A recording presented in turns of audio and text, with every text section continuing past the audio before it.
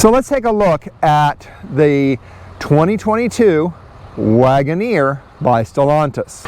Hey there folks, it's William Westhopper from Queer4Cars, and we're here with the 2022 Wagoneer Series III.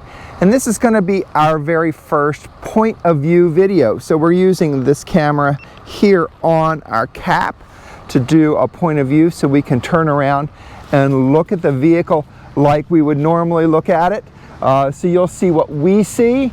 This is really something that we're trying out for the first time on this vehicle. So let's talk a little bit about the new Wagoneer. Now, Wagoneer is classically from Jeep, but you don't see Jeep on the car a lot. There are little bits and pieces of Jeep around it, but there's no Jeep written on it. Wagoneer is written on it, and the reason Wagoneer is written on it is because Jeep, or Stellantis, is thinking about taking this and making it a premium separate brand. So it's something to take a look at if you're looking for a full-size SUV, one to pull a trailer, to haul the family, to do a lot of things, and this vehicle will do that very well. It's going to compete with Suburban, with Tahoe, with Navigator, with Expedition. No question about that. The thing is, it's going to be a price point difference because there's a lot of premium aspects to this vehicle. And Jeep and Stellantis has always been known to do a lot of premium. You can buy a basic Wagoneer from about $60,000 all the way up to about $100,000. That would be the Series 1, Series 2, or Series 3. Or you can go all the way over to the Grand Wagoneer, which is the ultimate in luxury and the ultimate in technology. And you're going to be pushing well over $120,000 if you do one of those fully loaded out. The first thing you're going to notice about the Wagoneer is that it is big. It is a 3-row SUV with plenty of space in the rear for cargo, even with all 3 rows up. I'd like to get in the back seat of the Wagoneer. All right, so we had this seat down as you saw. Let's put it back up here. So as you saw when it sits down, let's have a look here. While they're up, there is space back underneath here, which is nice. This moves forward, it looks like. Is that what happens? Yes. So that moves forward, back and forth, which is nice. All right, button here. Let's go ahead and do that. I think what we might want to do with that is go ahead and drop it. And let's see, does it do anything? All right, so nope. Oh. Okay, there's a button here to lower that.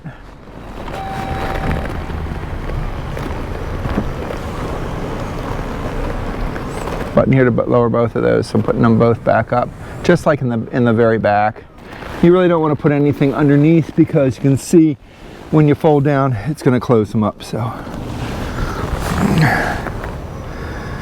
right, so here you go. Let's get in the all the way in.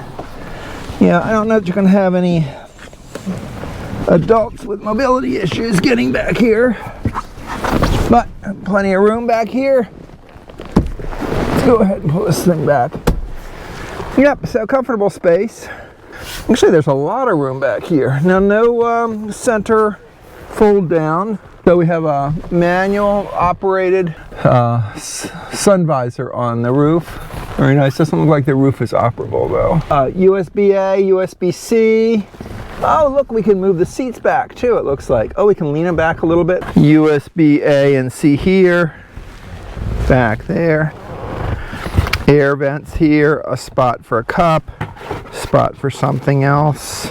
There's a tie-down hook there, so that's pretty. But that back seat is pretty impressive for what you have there. Plenty of space there. Again, there's not a lot of space underneath here once the seats are down, but when they're up, you can certainly put some little bits of cargo back in there. Manually, of course, there you go.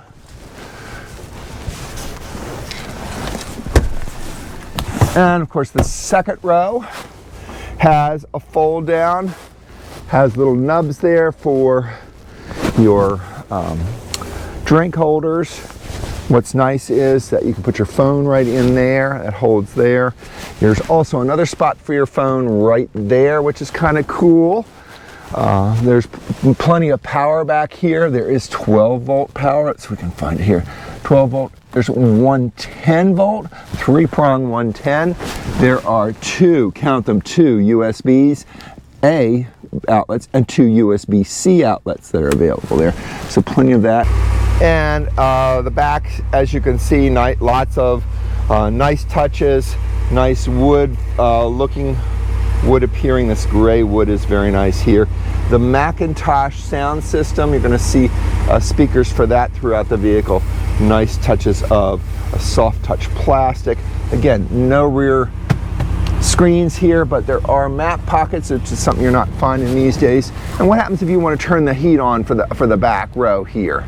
You can do that, and of course it's not doing that right now. Though we can turn the heated seats on for that. So I think I have to go up front to turn the heat on for the back. So I'm going to turn the right and the left rear heated seats. Now these are rear heated seats, not cooled seats, so there's no ventilation back here. So it's just set up for that. But if you want ventilated seats, you want cooled seats, there's an option for that. So nice little touches here, place to put your foot, certainly, so if you get a little bit of grip there. So plenty of room, plenty of space, and plenty of comfort in the back of the Wagoneer. Let's open it up.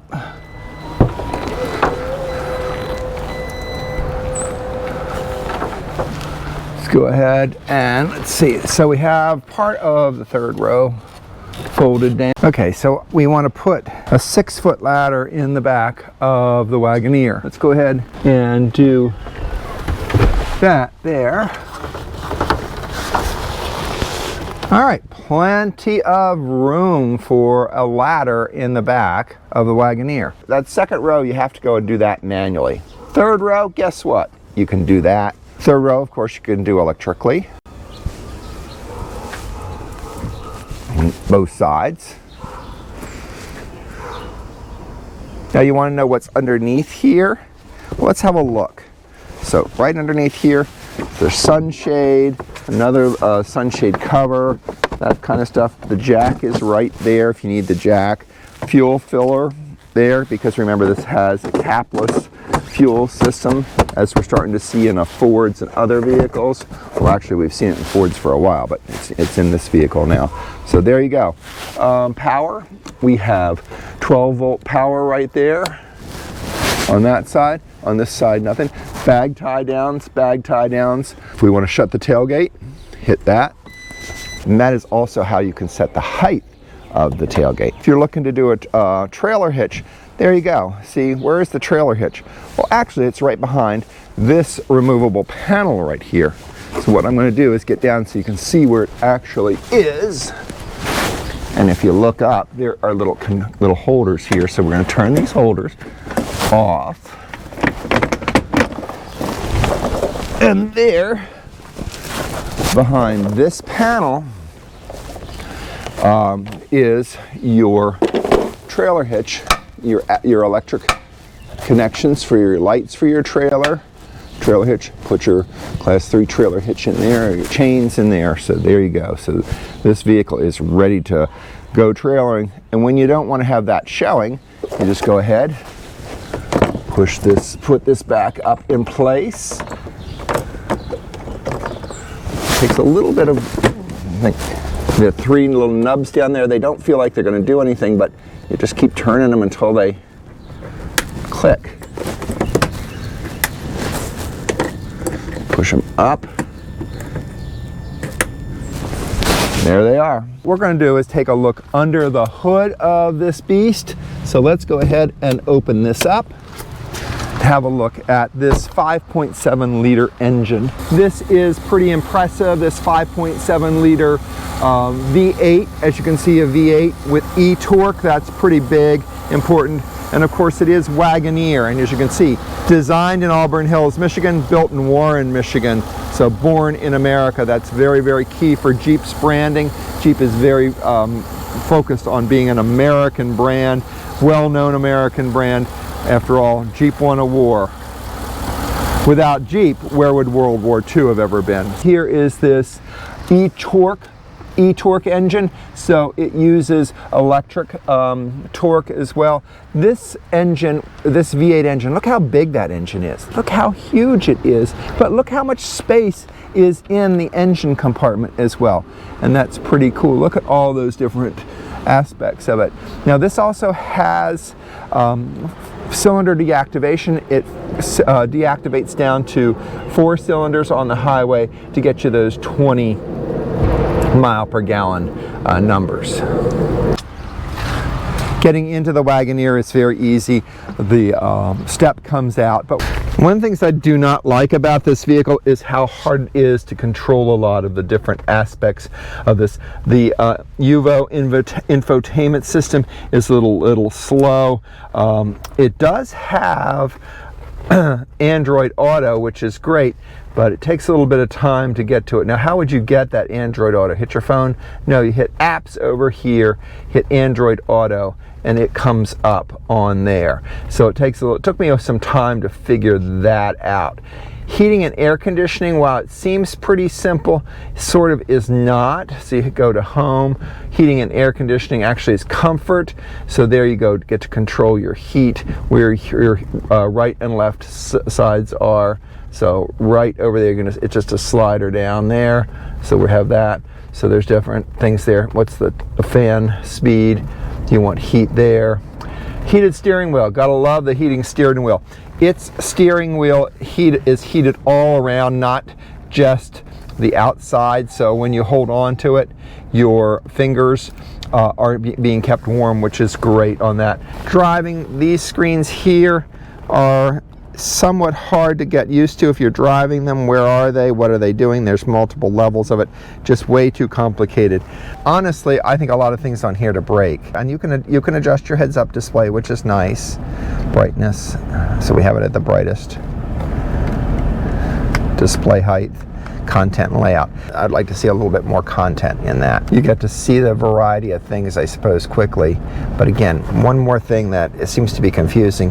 Got cruise control over here, which is great. Up top here, you've got your controls for your sunroof. So that pulls the full-size sun shade back. And the sunshade basically, here, let's continue it all the way over. The sunshade is the full first and second row, which is nice, and then you of course can control the sunroof and open that as well. So up here you're going to have lighted vanity mirror, kind of a LED light to it, which is maybe not be the most revealing light for you. And of course, you know, if you have your garage door opener, you've got that there. So all those things, lights, reading light or map light there for both sides. So inside is very beautiful and nicely done with Macintosh stereo system, which sounds very good. I can run it off my phone here, or I can stream something, which is nice as well. Typical Stellantis product. Volume is over here in the buttons in the back, and changing the radio stations is over here on the left side in the back. Some cars, that's where the electric gear shift, when you have an automatic transmission with electric gear shifting that you can do manually, is there. The switches are pretty basic. Head turn signal, headlights, light thing. Another thing I'm not really thrilled about is the headlight display switch. It's way down here, so if you go to turn it on, you have to go and, you know, it's sort of facing down, so that's something that's kind of hard to do. So there's different things. You can move the pedals for up and back by doing that. There is electric movement of the steering wheel, which is nice. So that's the front of the 2022 Wagoneer Series III. I want to thank you for watching this episode of Queer4Cars. This week we looked at the 2022 Wagoneer Series III. This is the new level of Wagoneer from the Jeep brand, but separate from the Jeep brand. So Stellantis is doing a great job of making these vehicles very independent of what they are, but bringing in a lot of the technology that they have from all of their brands out there. If you like the video, please give us a thumbs up. Better yet, subscribe to our channel and hit that bell icon to be notified of future car and truck reviews, as well as stories on the automotive lifestyle. Until next time.